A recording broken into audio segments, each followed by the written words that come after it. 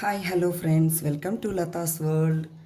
ఇవాళ మన వెనకటి వాళ్ళు అంటే మన అమ్మలు అమ్మమ్మలు చేసుకునే పాత పద్ధతిలో ఎండు రొయ్యలు గోంగూర కర్రీ చేయబోతున్నానండి. సింప్లీ అండ్ ఈజీ మెథడ్లో చాలా అంటే చాలా టేస్టీగా ఉంటుంది. ఎక్కడ కూడా వీడియో స్కిప్ చేయకుండా చూడండి ఫ్రెండ్స్. ఫస్ట్ టైం కనుక మా వీడియో చూస్తున్నట్లయితే ప్లీజ్ సబ్స్క్రైబ్ చేసుకోండి ఫ్రెండ్స్. ఆల్రెడీ సబ్స్క్రైబ్ చేసుకున్న వాళ్ళైతే ఎక్కడ కూడా మా వీడియోని స్కిప్ చేయకుండా చూసి ఒకే ఒక్క లైక్ అండ్ ఒక చిన్న కామెంట్ చాలు ఫ్రెండ్స్. ముందుగా స్టవ్ వెలిగించుకుని బాండీ పెట్టుకున్నాము. సో బాగా కడిగి శుభ్రం చేసుకున్న గోంగూరని వేసుకోవాలి. ఇప్పుడు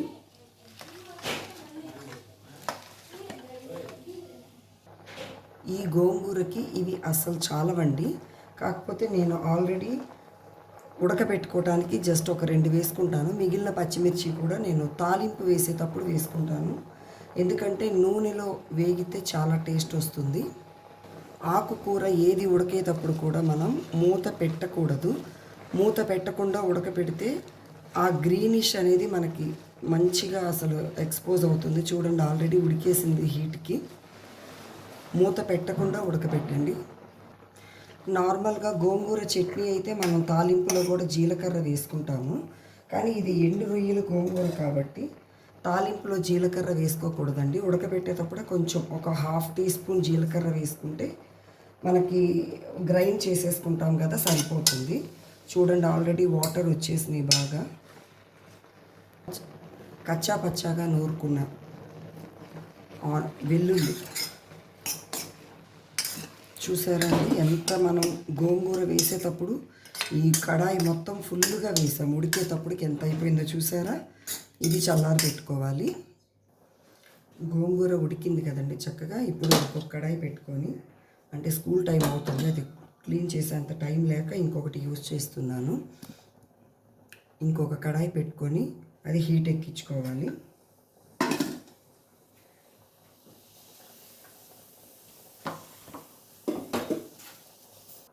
కడాయి హీట్ ఎక్కిందండి. ఇప్పుడు చక్కగా మనం కర్రీకి ఎంత కావాలో అంత ఆయిల్ యూజ్ చేసుకుందాం.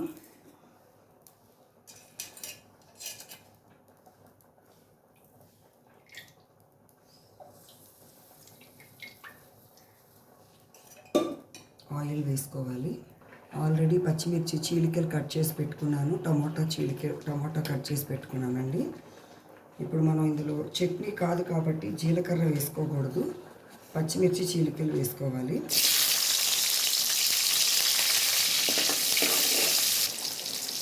టమాటా వేసుకోవాలి. ఆనియన్స్ కూడా వేసుకున్నానండి. వేసుకొని ఒకసారి కలిపెట్టుకుందాం. ఇప్పుడు ఈ ఆనియన్లో వాటర్, టమాటాలో వాటర్ మొత్తం బయటకు వస్తుంది. ఆ కర్రీకి తగినంత సాల్ట్.